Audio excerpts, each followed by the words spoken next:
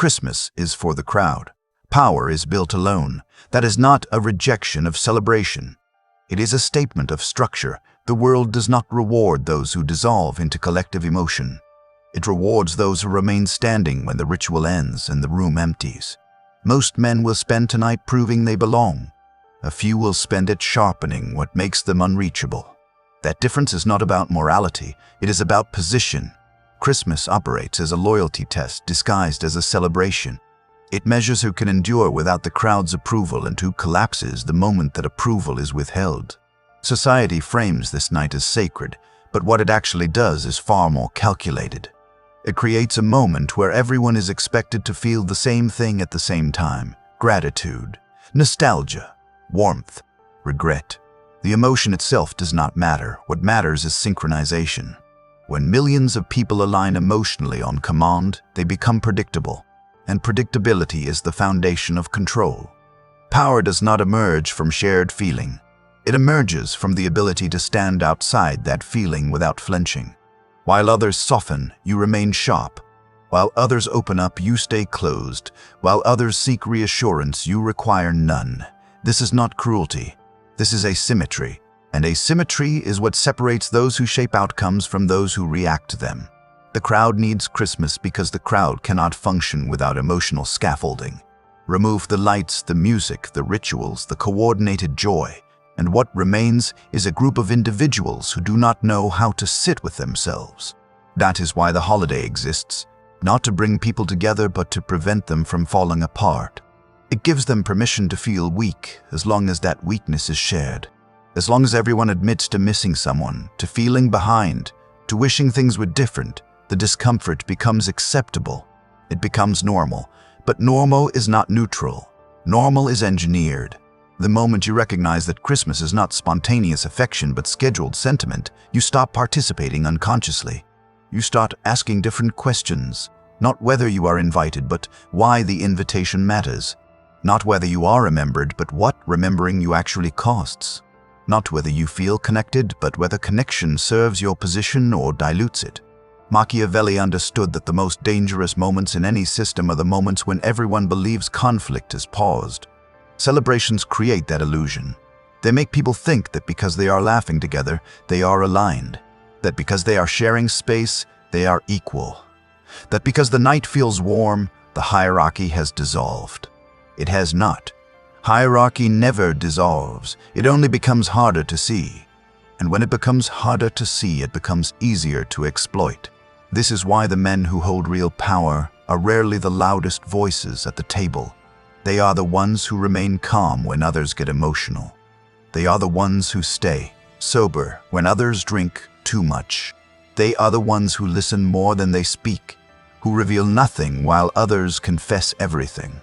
Christmas amplifies this dynamic because it lowers everyone's guard at once. People talk about their fears, their plans, their frustrations. They believe the warmth makes it safe. It does not. It makes it costly. Every confession is information. Every moment of vulnerability is a data point. Every emotional reaction is a map of what moves someone, what destabilizes them, what they value more than they should. The man who stays quiet during these moments is not missing out. He is collecting, not with malice but with awareness. Because in any game of influence, the one who knows more and shows less will always have the advantage. You might notice that the people who need to be everywhere, who need to be seen at every gathering, who need their presence documented and celebrated, are not the ones who hold leverage. They are the ones performing availability. And availability, when it is constant, lowers value. The person who is always accessible, always responsive, always eager to be included, trains others to expect their presence without earning it. There is no scarcity, there is no cost, there is no weight. The man who is absent intentionally, consistently, without explanation, creates a different effect. His absence becomes a variable others must account for. They wonder where he is. They question whether they should have involved him. They begin to treat his time, his attention, his approval as something that must be earned rather than assumed. That shift is not created through words, it is created through behavior. Through refusing to dissolve into the crowd even when the crowd makes that refusal uncomfortable. Christmas punishes this refusal socially. It labels the man who stays apart as cold, distant, disconnected. It suggests that something is wrong with him, that he is missing something essential, that he does not understand what truly matters. But what the crowd calls coldness, the strategist calls clarity. What they call distance, he calls protection. What they call disconnection, he calls control. The crowd interprets his absence as loss. He interprets it as positioning. This is where most men fail the test, not because they lack intelligence, but because they lack endurance. They can resist the pull of the crowd for a while, but eventually the discomfort becomes too much. The silence feels too heavy. The lack of validation feels too sharp. They reach out. They explain themselves. They soften their position to ease the tension, and in doing so they lose the only advantage solitude provides, the ability to remain unreadable. Machiavelli would tell you that the moment you explain yourself, you have already lost ground. Explanation is defense. Defense is weakness. The man who must justify his choices is the man whose choices can be questioned. The man whose choices cannot be questioned does not need to justify them. He simply acts and allows others to interpret. Their interpretation does not change his position. It reveals theirs. Christmas creates an environment where explanation feels necessary, where silence feels like rejection, where distance feels like failure. But those feelings are not truth. They are pressure. Pressure designed to pull you back into alignment, to make you feel what everyone else feels, to make you move when everyone else moves, to make you predictable again. And predictability in any competitive structure is the first step toward irrelevance. The inferior identity mistakes inclusion for importance. It believes that being invited means being valued, that being remembered means being respected, that being surrounded means being powerful. These beliefs feel correct because they are socially reinforced. Everyone agrees that connection is good, that isolation is bad, that warmth is strength. But agreement does not make something true. It makes it widespread. And widespread beliefs are the easiest to exploit because no one questions them. Power does not ask to be included. It decides whether to participate. Power does not wait for invitations. It evaluates whether the room is worth entering. Power does not measure itself by who shows up. It measures itself by what it controls when no one is watching.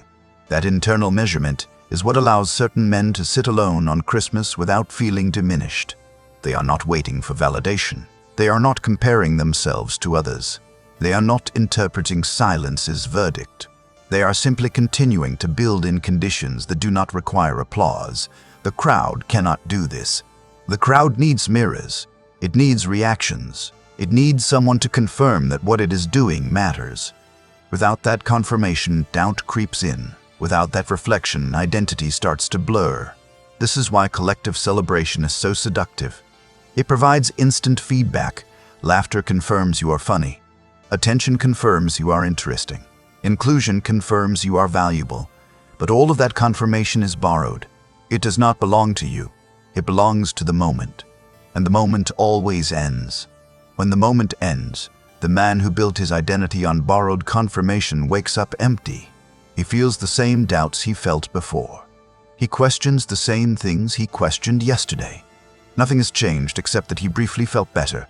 That temporary relief is what keeps him returning to the crowd. Not because the crowd elevates him, but because it distracts him from the fact that he is not elevated himself. The man who spends Christmas alone by choice is doing something entirely different. He is not distracting himself. He is not seeking relief. He is testing whether his structure holds without reinforcement, whether his sense of direction remains clear without external input, whether his identity stays intact when no one is there to validate it. This is not a comfortable process. It is a necessary one, because the man who cannot sit with himself without breaking will always be controlled by those who can. Machiavelli never advised cruelty for its own sake. He advised detachment for the sake of clarity. Emotion clouds judgment. Attachment creates vulnerability. The need to be liked makes you manipulable. The need to be remembered makes you predictable. The need to belong makes you controllable. These needs are not wrong. They are simply expensive. And in games of power, the one who needs less will always outlast the one who needs more. Christmas exposes need at scale. It shows who cannot function without warmth, who cannot endure without validation, who cannot maintain posture without the crowd's approval. Most people interpret this exposure as sadness. They feel lonely, they feel left out, they feel like something is missing. And because that feeling is widespread, they assume it is natural. It is not. It is trained. Society teaches people to interpret solitude as failure so that they remain dependent on systems that require their participation. The moment you stop interpreting solitude as failure, the entire dynamic shifts. Alone stops feeling like punishment and starts feeling like advantage. You are not missing out. You are opting out. You are not being excluded. You are excluding yourself. You are not waiting to be chosen.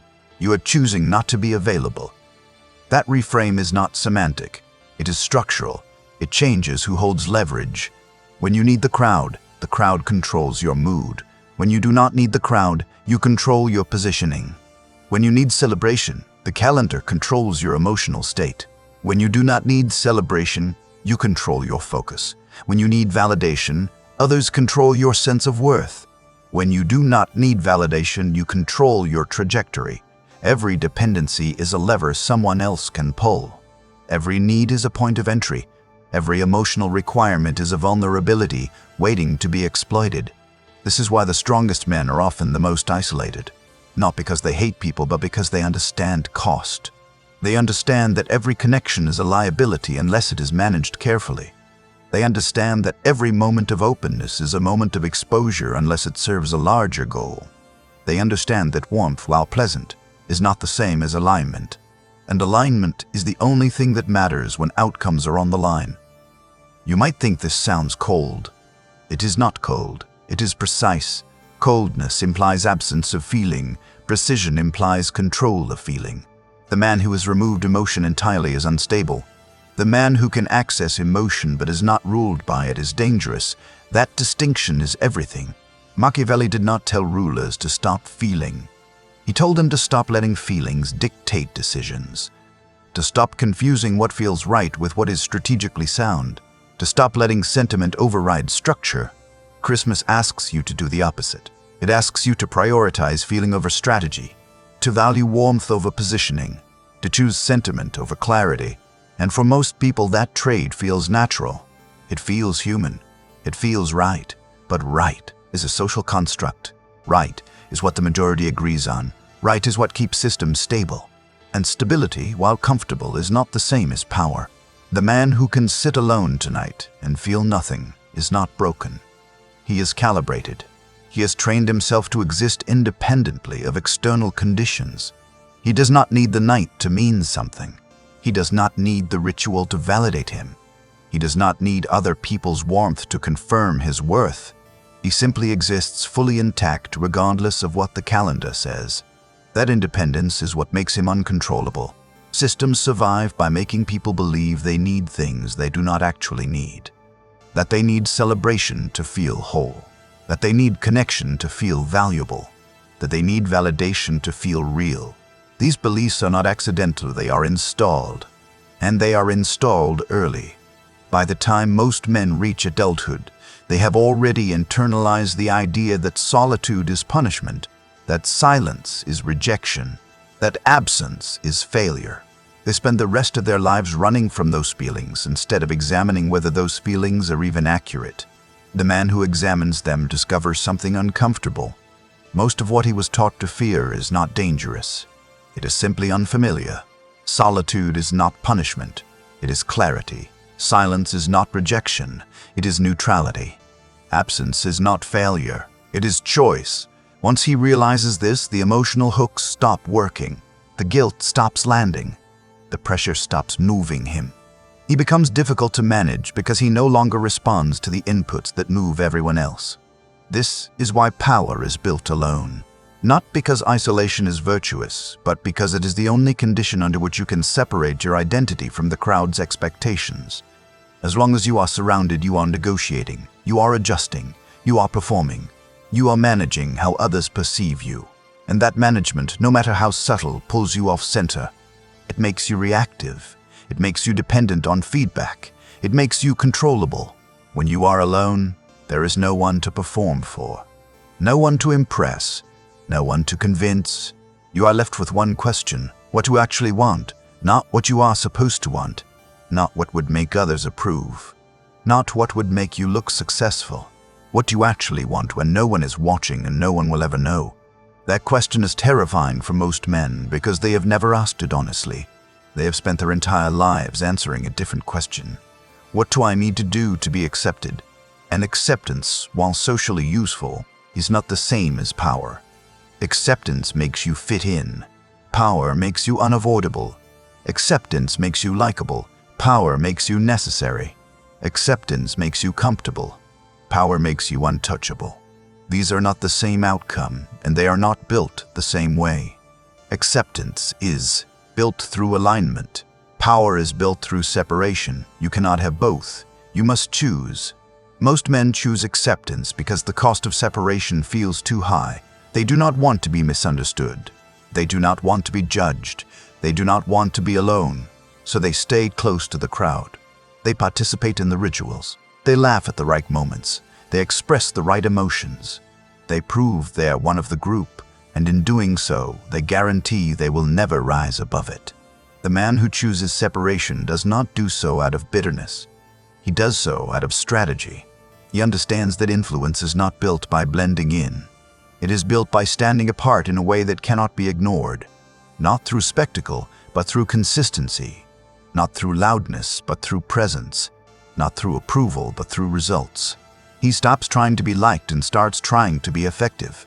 And effectiveness over time creates a gravity that approval never will. Christmas will not teach you this.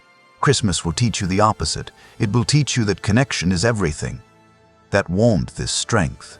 That being remembered is success. That being surrounded is proof of value. And if you believe those lessons, you will spend the rest of your life chasing variables you cannot control. You will wait for invitations that may not come. You will measure yourself by who shows up. You will interpret silence as failure and noise as progress, and you will remain exactly where you are. The alternative is harder. It requires you to sit with discomfort without correcting it, to endure silence without filling it, to be alone without interpreting that as loss, to stop seeking validation and start building something that does not require it. This is not a one-time decision. It is a repeated practice. Every time you resist the urge to explain yourself, you gain ground. Every time you stay quiet when others confess, you gain information. Every time you choose solitude over performance, you gain clarity. That clarity is what allows you to see the game others are playing without realizing it. You start noticing who needs attention and who gives it strategically, who speaks to be heard and who speaks to gather data, who celebrates because they feel good and who celebrates because it serves their position. You stop participating unconsciously. You start moving with intent. And intent, when it is disciplined, becomes the only advantage that matters. Machiavelli would tell you that tonight is not about whether you are alone or surrounded. It is about whether you are in control. Control of your emotional state, control of your positioning, control of what you reveal and what you protect. The crowd has no control. It moves as a unit. It feels as a unit. It reacts as a unit, and because it moves together, it can be redirected easily. One narrative, one emotion, one fear. That is all it takes. The man who stands apart cannot be redirected so easily. He is not swept up in the mood. He is not moved by collective sentiment. He is not destabilized by silence. He remains fixed while everything around him shifts. That fixedness is not rigidity. It is alignment. He knows what he is building. He knows what serves that build and what does not. And he removes everything that does not, no matter how socially acceptable it appears. This is the part most men cannot stomach, removing what is socially acceptable, saying no to traditions that feel harmless, declining invitations that seem generous, stepping away from warmth that feels good but leads nowhere. It feels wrong because it contradicts everything they were taught, but wrong in this context just means uncommon, and uncommon is where leverage lives. If you are sitting alone tonight, understand what that silence actually represents. It is not absence. It is presence without distraction. It is not loneliness. It is sovereignty. It is not failure. It is refusal. Refusal to trade independence for inclusion. refusal to dissolve into the collective mood, refusal to let the calendar dictate your emotional posture. That refusal will not make you popular. It will make you powerful. And power, unlike popularity, does not require an audience. Christmas ends tomorrow. The decorations come down. The music stops. The messages fade. The emotion evaporates. What remains is structure. Either you built something that holds without reinforcement, or you did not. Either you can stand without the crowd, or you cannot. Either you control your position, or your position controls you. The night does not decide that. You do. Every moment you choose clarity over comfort, you decide. Every moment you choose solitude over performance, you decide. Every moment you choose silence over explanation, you decide. The crowd will keep celebrating. Let them. They are not your competition, they are your contrast. They show you what dependence looks like so you can build the opposite. They show you what it means to need external structure so you can build internal structure. They show you what it costs to be controlled by emotion so you can learn to control it instead. They are not your enemy. They are your reference point. Power is not built in one night. It is built in 1,000 nights like this. Nights where you could have dissolved into the warmth but chose not to. Nights where you could have sought validation but chose silence. Nights where you could have explained yourself but chose distance. Each of those choices is a brick. And over time, those bricks become a foundation that cannot be shaken by a holiday, by a crowd, by an absence, by anything. That foundation is what separates the men who react from the men who dictate, the men who need from the men who provide, the men who follow from the men who lead, not through title, but through presence, not through authority, but through alignment. Not through force, but through the quiet certainty that comes from knowing you do not need anyone's permission to exist exactly as you are. Christmas is for the crowd. Power is built alone. That is not a rejection of people. It is a recognition of structure. The crowd will always need the ritual. You do not. The crowd will always need the warmth. You do not. The crowd will always need proof that they matter. You do not. Because you have built something that does not collapse when the lights go out. And that, more than anything else, is what power actually is.